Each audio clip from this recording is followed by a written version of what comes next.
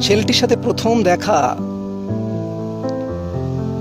সেদিনই কোথাও ভালো লেগে গিয়েছিল। বুঝিনি এ ভালো লাগা জীবনের শেষ দিন পর্যন্ত এক বিষণ্ণ যন্ত্রণার সাক্ষী হয়ে থাকবে। তোমার সেই ফুচকার দোকানে টাকার অভাবে ফুচকার মিথ্যে প্রতিশ্রুতি দিয়ে পালিয়ে যাওয়া মনে পড়ে।